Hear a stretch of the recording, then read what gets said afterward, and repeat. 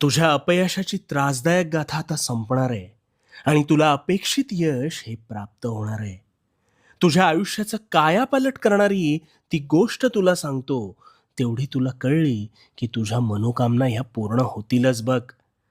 फार वर्षांपूर्वीची गोष्ट आहे. एका शेतकऱ्याकडे 2 प्रकारच्या जमिनी होत्या. त्यात एका जमिनीत त्याने भात तर दुसऱ्या जमिनीत कापूस उगवण्याचं ठरवलं आणि तशी पेरणीसुद्धा केली.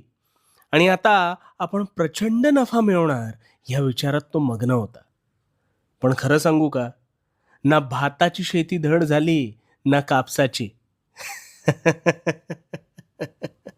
शेतकऱ्याला कळलंच नाही. तो दुःखी झाला.